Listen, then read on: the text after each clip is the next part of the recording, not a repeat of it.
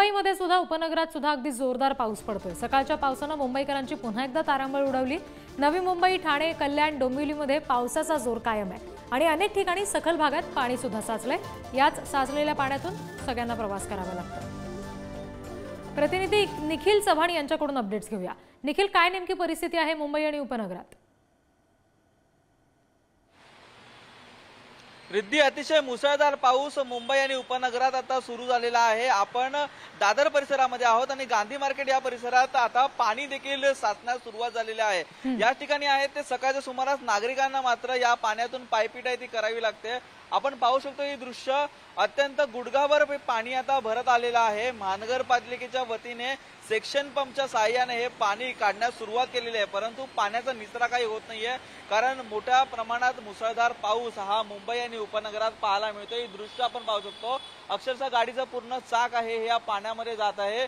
त्यामुळेच या ठिकाणी रस्त्यावरती देखील वाहनांची जी कोंडी आहे ती आता होण्यास सुरुवात झालेली आहे। अत्यंत धीम्या गतीने ईस्टर्न एक्सप्रेस हायवेवरती ही वाहतूक सुरू आहे। सकाळपासून पडणाऱ्या पावसामध्ये 90 ते 95 मिलीमीटर पावसाची नोंद आहे ती ईस्टर्न सबब या परिसरामध्ये झालेली आहे। तर याच पावसामध्ये सकाळी निघालेल्या कामावरती चाकरमान्यांना देखील पाण्यामध्ये राहूनच बस पकडावी लागत आहे, तर दुसरीकडे याच पाण्यातून मार्ग काढत पुढे जावं लागत आहे। रेल्वे देखील 15 ते 20 मिनिटं उशिराने आहे आणि त्यामुळे रेल्वेने प्रवास करणाऱ्या प्रवाशांना, चाकरमान्यांना देखील मोठा फटका या ठिकाणी पडलेला आहे। तर मुसळधार पडणाऱ्या पावसामुळे सतर्क राहण्याचा इशारा आहे तो प्रशासनाच्या वतीने देण्यात आलेला आहे। रिद्धी जी, निखिल धन्यवाद दिलेल्या माहितीसाठी। तर सकाळपासूनच मुंबईमध्ये पावसाचा जोर वाढलाय, पाणी भरले, त्याच्यामुळे अंधेरी सबवे वाहतुकीसाठी बंद केलाय। मुंबईमधील अनेक रस्त्यांवर पाणी साचलेलं आहे।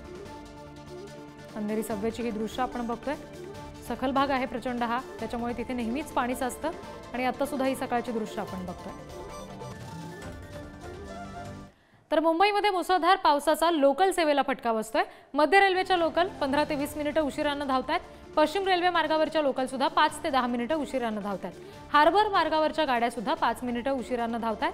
तुम्ही सुद्धा या तिन्ही मार्गावरून जर प्रवास करणार असाल लोकलनं, तर आधी बातमी बघा, वेळापत्रक बघा आणि त्यानंतरच घराबाहेर पडा।